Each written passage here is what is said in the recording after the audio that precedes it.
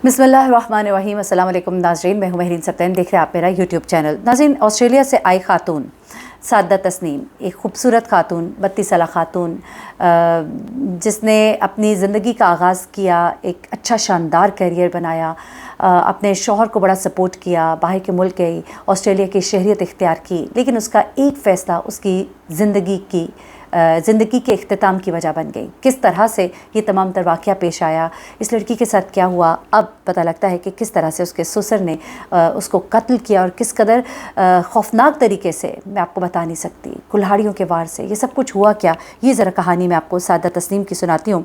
ये पंजाब के ज़िला सरगोदा में ये पाकिस्तानी नयाद ऑस्ट्रेलवी खातून है, जहाँ पर ससुर ने कुल्हाड़ियों के वार से इसको कत्ल किया। और किस बात पर, ज़रा सुनिएगा। ये खातून जो है ये बेसिकली सिविल इंजीनियर थी, अपने बच्चों की अच्छी तालीम की खातिर ये ऑस्ट्रेलिया में मौजूद थी, लेकिन हुआ क्या ये ज़रा सुनिएगा।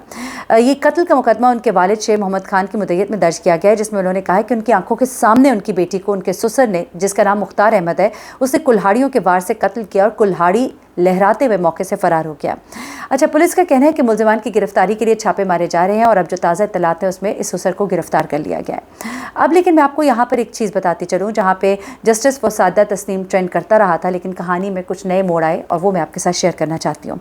अच्छा, अब ये बेसिकली जनूबी सरगोदा है, इसकी ये रिहायशी थी, मोहम्मद खान की बेटी सादा तस्नीम थी। इसने कराची की इंजीनियरिंग यूनिवर्सिटी से 2010 में सिविल इंजीनियरिंग की तालीम हासिल की थी। अच्छा, उसके बाद ये 2011 में इसकी शादी होती है सरगोदा के सुपीरियर टाउन में अयूब अहमद के साथ, और उसके वो भी इंजीनियर होते हैं। अब शादी के कुछ ही महीनों के बाद ये दोनों मियाँ बीवी जो है सऊदी अरब में मुलाजमत इन्हें मिल जाती है और वो वहाँ पर मुंतकिल हो जाते हैं। यहाँ पर उनका एक बेटा पैदा होता है। अच्छा, अच्छे मुस्तकबिल की खातिर ये मज़ीद बेहतर नौकरी की तलाश करते हैं। ज़ाहिर सी बात है, आला तालीम हासिल की हुई है, बेहतर से बेहतर की तलाश होती है हर एक को। तो 2013 में सादा तस्नीम को ऑस्ट्रेलिया के शहर पर्थ में एक शानदार नौकरी मिल जाती है और ये ऑस्ट्रेलिया मुंतकिल हो जाती है, जहाँ उनकी 2 बेटियाँ भी पैदा होती हैं, यानी गोया ये 3 बच्चों के माँ बाप हैं। अच्छा, अब खावन अयूब ऑस्ट्रेलिया में अपनी नौकरी जो बरकरार नहीं रख सकता और ये वहाँ पर ऑनलाइन काम शुरू कर देता है, मगर इसी दौरान उसे खलीजी मुल्क बहरीन से जॉब की ऑफ़र होती है, तो ये बहरीन चला जाता है। अब क्या होता है कि सादा मलिक और उसके तीनों बच्चे जो हैं ये ऑस्ट्रेलिया में ही रुक जाते हैं, ऑस्ट्रेलिया में ही ये क़याम करते हैं, जबकि इनका शौहर जो है ये बहरीन चला जाता है। अब सादा और तीनों बच्चे ऑस्ट्रेलिया में मुकीम रहते हैं और इसी दौरान उनको ऑस्ट्रेलियन शहरियत भी मिल जाती है। अच्छा, अब उसके बाद सादा के वालिद ये बताते हैं कि उनकी बेटी अपने बच्चों के हमरा ऑस्ट्रेलिया, अच्छा ये चले मैं आपको आगे चल के बताती हूँ। अच्छा, अब सादा अपने बच्चों को पालने और नौकरी करने के साथ साथ सिविल इंजीनियरिंग के मज़ीद कोर्सेज़ भी करती है। ज़ाहिर सी बात है, आप जितना अपने आप को अपडेट करते रहते हैं, ज़्यादा बेहतर से बेहतर अपॉर्चुनिटीज़ की आपको गुंजाइश मौजूद रहती है। तो ये क्या करती हैं कि ये बहुत से कोर्सेज़ भी करने शुरू कर देती हैं नौकरी करने के साथ साथ, और एक फूडीज़ ग्रुप की एडमिन और सरगम सोशल वर्कर भी बन जाती है। एक फूडीज़ ग्रुप होता है, उसकी ये एडमिन भी होती है, यानी कि सोशल मीडिया के ऊपर लोग इनको अच्छे से जानते भी हैं। अब क्या होता है कि जो मकतूला के वालिद है शेख मोहम्मद, वो महकमा सिविल एविएशन के रिटायर्ड मुलाजिम भी हैं। अब उन्होंने बताया क्या कि बेसिकली उनकी बेटी के साथ क्या हुआ, वो ये कहते हैं, उनके वालिद की ज़ुबानी सुनिए, कि कुछ अरसे से खावन अपनी बीवी पर यह ज़ोर दे रहा था कि पाकिस्तान वापस चली जाए, क्योंकि उसके माँ बाप अपने पोते पोतियों से मिलना चाहते हैं। यहीं पर वो कहते हैं कि सादा तस्नीम से वो भूल हुई जिसका खमियाजा उसे अपनी जान गंवाने की सूरत में भुगतना पड़ा, यानी कि पाकिस्तान वापस आने का फ़ैसला उसकी जान लेने की वजह बना। सादा तस्नीम अपने बच्चों के हमरा जब पाकिस्तान वापस पहुंची तो उनके ससुर ने यह कहकर उनके पासपोर्ट जो है अपनी तहवील में ले लिए कि उनके गुम होने का ख़दशा है, यानी कि एक प्रॉपर प्लानिंग की गई कि जब वो पाकिस्तान आएगी तो किया जाएगा। अच्छा, देखते ही देखते जो ससुराली रिश्तेदार हैं उनका रवैया सादा के साथ बदलना शुरू हो गया। पहले जो वो बड़े मीठे थे, बहुत प्यार मोहब्बत आओ भगत, लेकिन उसके बाद जैसे पासपोर्ट उनके हाथ में आया, बाकायदा उन्होंने प्लान किया। अब शौहर जो है वो शायद सादा की तरक्की से जलना शुरू हो गया था या क्या मामला था, जबकि मियाँ बीवी तो एक गाड़ी के 2 पहिए होते हैं और एक दूसरे को सपोर्ट करते हैं, लेकिन जब ये बीच में जलन, हसद और अपनी अना आ जाती है तो उसके बाद रिश्ते किस तरह से टूटते हैं, तो आप ये अंदाज़ा लगाइए कि हुआ क्या। अच्छा, वो क्या होता है कि जनाब उनके रवैये बदलते हैं।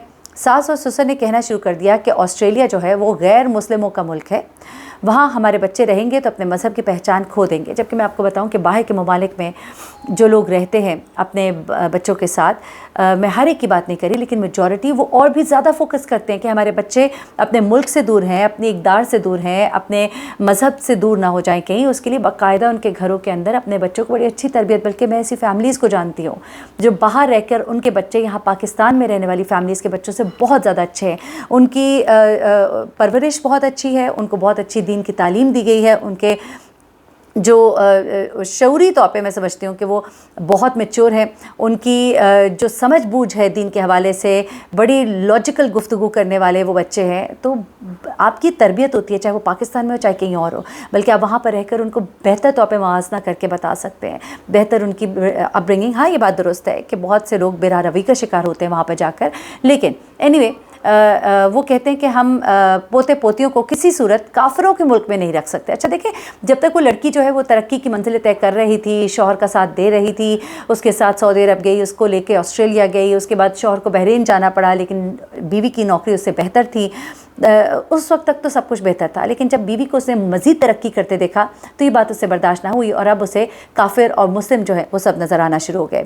اچھا اس کے بعد کیا ہوا کہ اس نے اپنی بیوی کو بڑے طریقے سے اسے مولڈ کر کے کہ تم پاکستان جاؤ تو صحیح، پہلے ملنے تو جاؤ.